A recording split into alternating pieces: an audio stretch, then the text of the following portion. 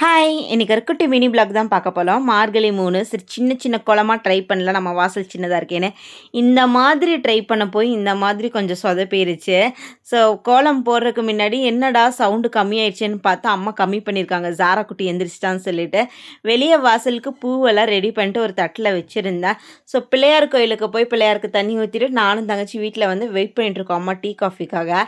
நாங்க டீ, காஃபிக்கு வெயிட் பண்றோம். இந்த ஜாரா குட்டி எதுக்கு வெயிட் பண்றான்னு பார்த்தீங்கன்னா, அவனோட சாக்லேட் ஒண்ணு இருக்கும். காலைல எந்திரிச்சு அது வந்து ஒரு ஒரு டேப்லெட் மாரி இருக்கும். அது குடுத்தா நல்லா முடி நல்லா வளரும். முடி கொட்டாம இருக்கறக்கு அவன் ஹெல்த்துக்கு நல்லதுன்னு சொல்லிட்டு அதுனா அவனுக்கு அவ்ளோ ரொம்ப பிடிக்கும். எப்படி சுத்துன்னு சுத்துறான் பாருங்களேன். நெறைய சர்க்கஸ்லாம் காட்டுவான். அத வாங்கிட்டு நம்ம கூப்பிட்டா கூட அவன் காதுலயே வாங்கிக்க மாட்டான்.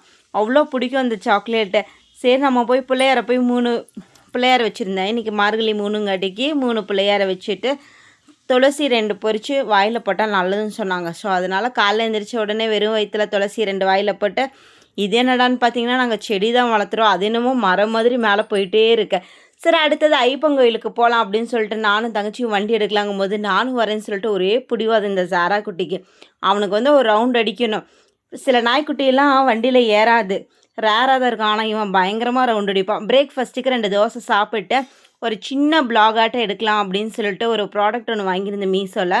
ரூமெல்லாம் நீட்டா கிளீன் பண்ணி வச்சிருந்தேன். சாராக்குட்டி நானும் வரேன்ட்டா. இந்த செடியெல்லாம் இன்னைக்கு தான் ரெடி பண்ணேன்.